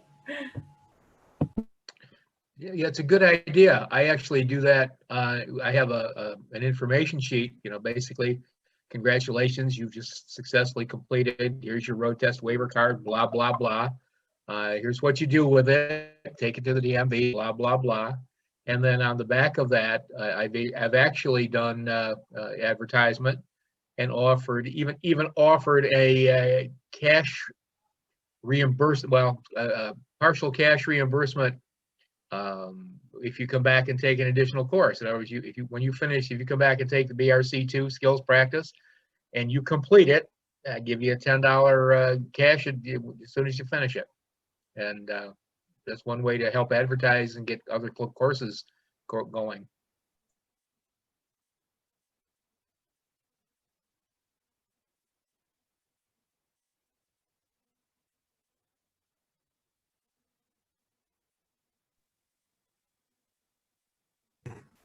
Ron, just to be clear, you're talking about handing out $10 bills at the completion of class?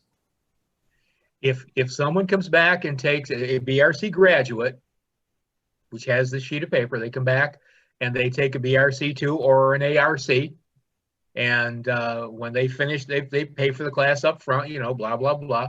And when they come back and complete it, gotta give them their card with a $10 rebate. Absolutely. I mean, I know it's not much, but at least it might encourage them to think about coming back for more training, Kind of like another program manager I know or a site owner I know who gives discounts for on-track training.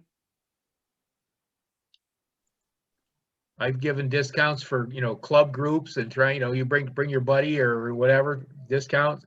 It's getting tougher and tougher every year. We used to do 10 ARCs a year, and now we're down to lucky to do one.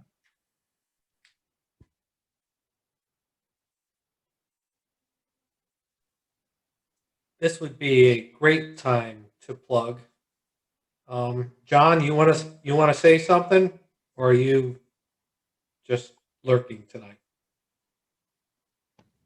As long as I click on the right screen so my microphone works, yeah. No, the next Tribe Talk, we're going to talk about promoting classes. We're going to talk about promoting classes at events, but also promoting classes to groups and other things, promoting advanced classes, promoting beginning classes. Hopefully we get enough feedback that we get a good discussion going from everybody and see what everyone's doing. How awesome is that?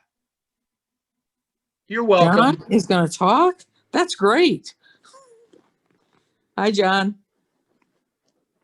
Carol, I'm still working on getting a video hooked up yet, so I can even put my little smiling face on there. I have a spare camera if you need it. I can meet you somewhere.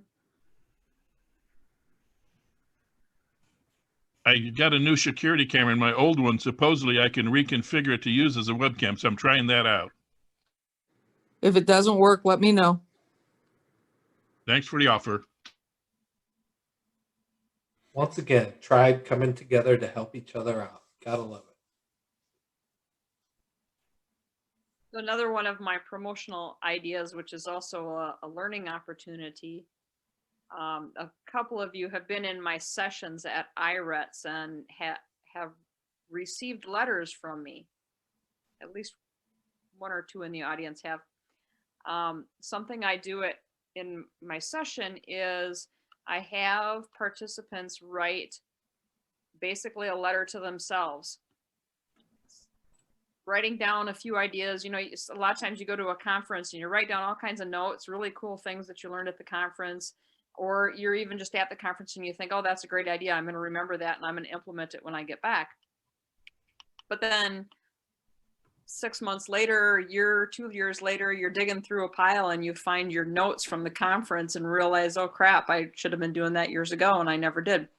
So I offer participants the opportunity to write to themselves a few ideas that they learned so far at the conference and put it in an envelope and seal it up and address it to themselves. And a few months after the conference, I mail them out to the participants as a way to help remind yourself, oh yeah, there was that cool idea I wanted to do. And I did that at a PDW a year ago for coaches who were doing, the season was over, it was in a northern state.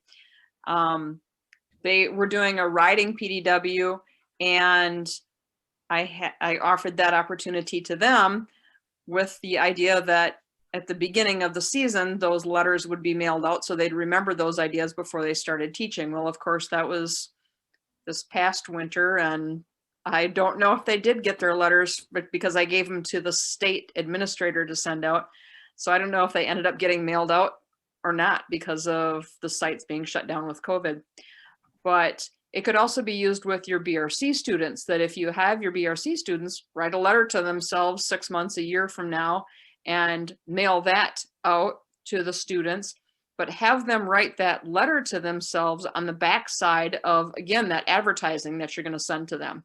So, hey, you know, you've made it a year. Here's the classes you should take now that you've been a motorcyclist for a year. And if on the back side they write that letter to themselves and put it in the envelope and seal it up and address it to themselves, it's going to cost you the postage, but it's a way to reach out to that student a year later about, well, we're still offering these classes, you know, and now it's time to think about taking some additional training. So guys, I know most of you guys on here are site administrator people, so you guys are way above my pay grade. But coming from just a rider coach perspective, most of the rider coaches that I've worked with, and like I said, I mean, I've sent invites to this thing out, and you guys see only a couple of people from my area have ever come back and tried in, or, you know, connected in, but you're not, that's going to be your challenge.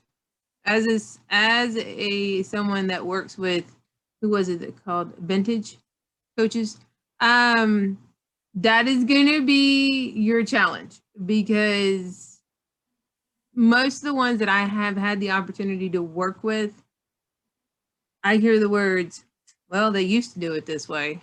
We used to do it that way. And well, there's a reason there's a U after the BRCU now, right? And you guys have such great ideas. You really, truly do.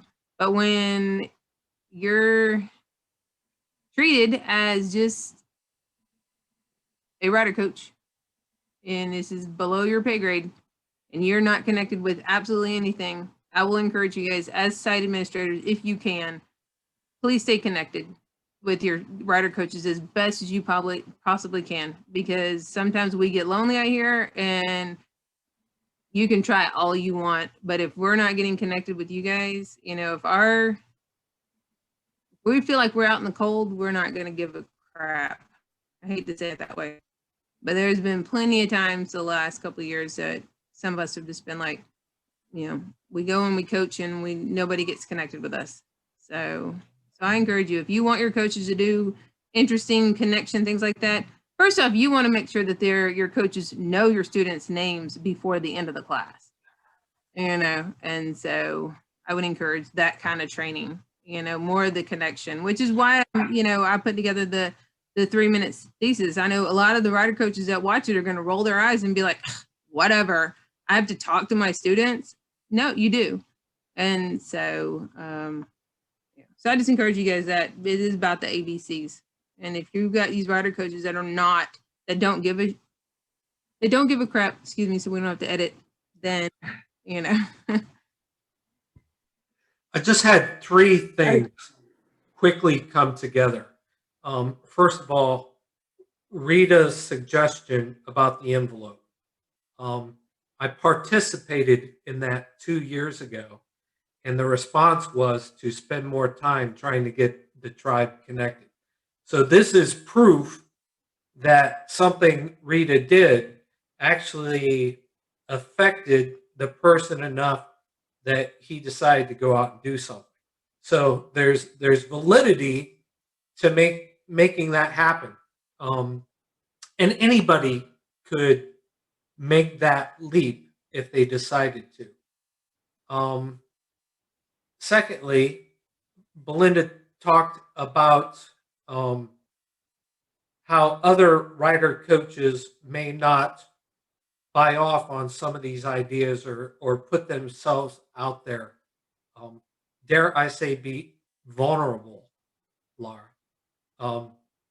You know, that's the only way we grow, is to stretch out there. Melinda, if you're waiting for those people to do such things, then you're waiting on the wrong person. The person that you should be giving attention to is a person that has developed a 3MT. And regardless of what the other people are saying, you're moving ahead and forward. And you're the same type of person that would implement something like Rita just said and not care what anybody else does. And I want you to, I do. And I want to encourage you that I do stay connected with my students, and it makes a huge difference. So Rita, what you suggested is amazing. You know, and it's just the hardest part is when you get the flack from the other ones that say, what? You actually keep in touch with your students? Yes, I have every single student's telephone number and email address in my phone, and I check with them at least 2 months after. And, you know, so what you say is amazing. It's just getting other writer coaches bought into it. And I know that's your challenge, Dawn. That's what you've been challenging a lot of us to do. It's a hard thing to do. It really, truly is. It is. And to wrap up the third part, I commend you and know that you're the right person to do these things. The third part is Laura and Belinda need to do some Brene Brown talk, because I think that would be really cool to pass that information back and forth between the two of you. No, Sarah's got to be in on that too, because she was private messaging me about Brene Brown. So she's a guilty party also. Well, it's amazing when like 3 of the things that we've discussed about tonight come together into this one conversation. We all have the capability, and each one of you are here, which shows me that you have the motivation and you have found the intrinsic value of hanging out with like people. And, you know, the fact that that all comes together, and by the way, we could probably go back far enough to, like, I know it was IRETS in Columbus. So it must have been almost 5 years ago, at least 3, that Rita started all this shit. So you can blame her. Oh, now you have to edit your own swearing out. But Don, I would give language, please. Yeah, right. Don. Where credit is due, because another tribe member introduced me to the concept, and that was Dan Pedersen, who's not on tonight but is on occasionally. I discovered this concept in one of his sessions and thought it was just a really neat idea, so carried it forward to my sessions. So, okay, 2 quick things. One, do you mind real quick if I run through the quick slides that I have? I have my PowerPoint pulled up on a thing. Let you guys get this very quick feedback if you don't mind, because it has a lot to do very much with Sarah and Laura and I we're discussing and how that does. That's what it is. If you guys don't mind that. And then number 2, Dawn, you are making a difference because I have a weekly Zoom now set up with my Motormaid sister tribes here in Alabama because we don't get to see each other as often. And that was the biggest thing when I became one of the assistants, district people, was we never see each other. And I said, well, guess what? We live on Zoom now, don't we? So do know that now on Tuesday nights, starting next week, will be a Zoom. We will have our own tribe thing. So do know you do that. But would it be okay with you guys if I ran through my slides just real quick? Y'all give me thumbs up and everything. Would that be okay with you, Dawn? I'm seeing lots of thumbs up. I'm good with it. All right, good. All right. So do you have your participant share screens on? I don't know if you do or not. All you have to do is share. I've left it open, I believe. All right. There you go. So I struggle with recording stuff. Like I'm a live Facebook person. Like I do live stuff. So that's what's taking me so long is like, I hate recording. I'm a complete live person. Like I can bump out a Facebook Live in no time, but if I have to record it, it freaks me out. So, all right. So real quick, like I said, these are just my biggest thing. And the reason I connect with this is because I was that nervous student, and that's who I connect with the most in my classes are my nervous students. And I've seen too many nervous students get put to the side, and after exercise 2, they're gone because because the coach does not want to take the time. So 3 quick, simple things that get us through is 3 simple words, right? It's, let me get through here. We got what? So use these 3 simple words. You can help calm your students' nerves, make them feel more comfortable about learning to ride. You can save time on the range. Tell me more, right? I use this in not only this coaching, I use it in suicide training. I use it in my everyday life with people all the time. So tell me, or tell. So this word shows them that their concerns are willing to listen. See, I still have a couple of things to do. This word shows them it shows them their concerns and you're willing to listen. Down here. Me, this word shows them that you care about their concerns. And more, this word shows them that you heard their concerns and you want them to share those concerns with you. Now, what do we do next? Reflect and repeat, guys. You reflect often, repeat when necessary. Listen for that main concern that they say. What is the main thing? Because they're going to word vomit all this fun stuff to you, right, that they're scared of. What's the main thing that they're concerned about? And you say, so it sounds like your biggest concern is clutch control. I look forward to seeing you overcome that concern throughout this class. Then stop. Because the big no-nos is do not give advice, guys. Do not. After reflecting on their biggest concerns, just shut up. Remember that a nervous student cannot see past their worries to hear your stories, and they need to know that you see them and are willing to connect with them before they can take in what you are saying. Now, I know we're not supposed to talk on the range. You're not talking. They're telling you. You're saying 3 simple words. Tell me more. And then stop. So I go out there and be awesome and ask some questions. So those are my PowerPoints. I would love some feedback real quick, other than the misspellings in the first part. You're setting the bar awful high, Belinda. I think that's great. Hey, Sarah? Belinda, I want to mention something. You said that you have site coordinators that you have difficulties talking with. I guess I've been lucky because I feel that every single one of the sites that I have worked at or do work at, they've always kind of had an open door policy. I can pick up the phone, I can text them, I can walk into their office at any given time. And I just say try and work on that relationship as hard as you work on your relationships with your students, because they're great relationships. I'm gonna mute them. I think it came out simple and powerful. And your presentation was great.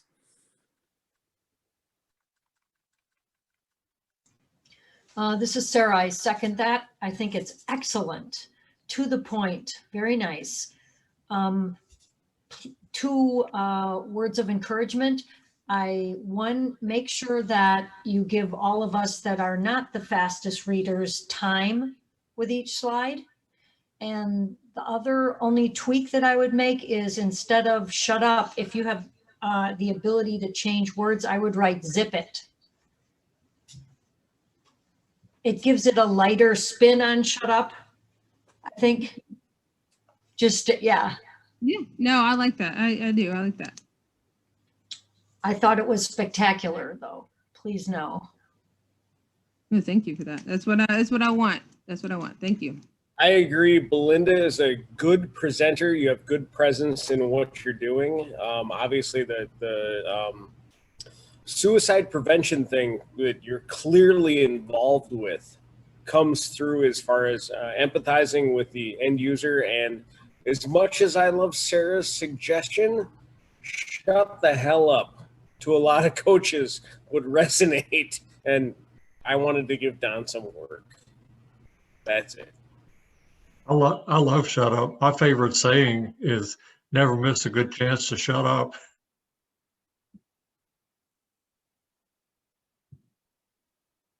Thank you. Yeah, I do. Thank you for that. Remember, John, Jason has said anytime he starts talking, it's time to end the recording. Now, I think I'm leaving that in, and I'm probably gonna bust his face out nice and big on the video, just him, not a gallery, so everybody knows who said it. If there was any doubt that I might not own up to swearing during every sentence, it would be wiped out right there. I like to call them sentence enhancers, Don.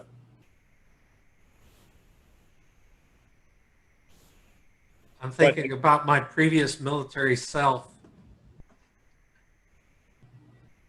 That's the part that I haven't quite figured out, and I told Robin, Don's a hard read because the guy spent a lot of time in the military, and I've not heard him swear too much, and that kind of worries me.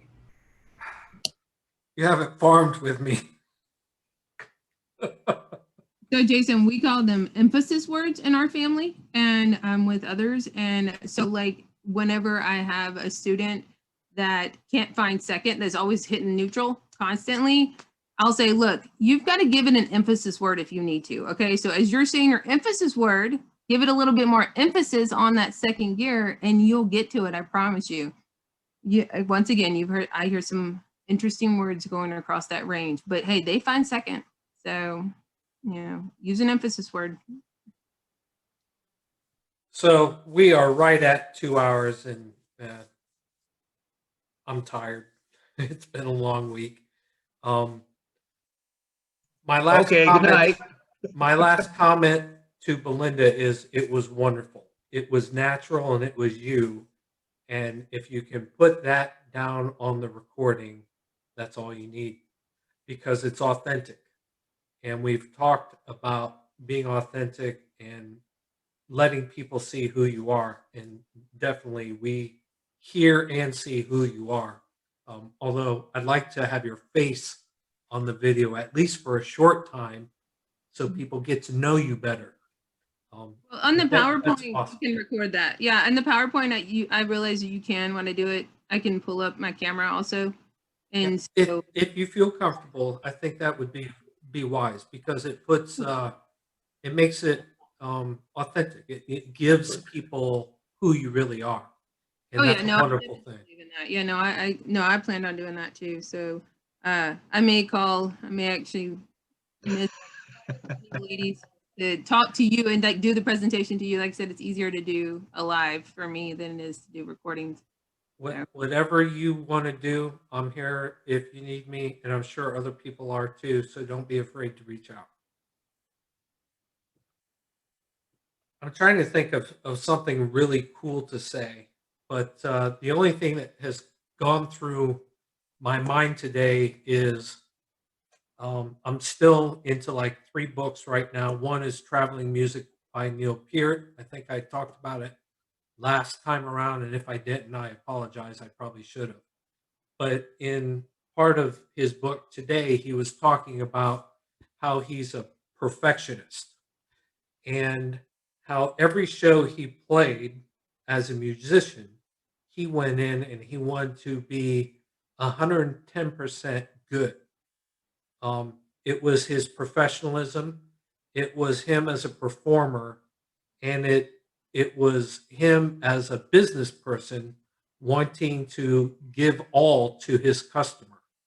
And the people I see in this gathering are those kind of people that if you are a little bit short, you hit like 95%, even though 95% is a great effort, you still feel like, dang it, I didn't get 110% out and I have work to do. And so I want to acknowledge that I hear that in your voices. I hear that in what you do and what you say and who you hang out with. And it's important. And I want to just emphasize a little bit more how grateful I am for hanging out with a group of people like you because of that. So with that, I love you. Don't take that the wrong way. And I'll see you next week.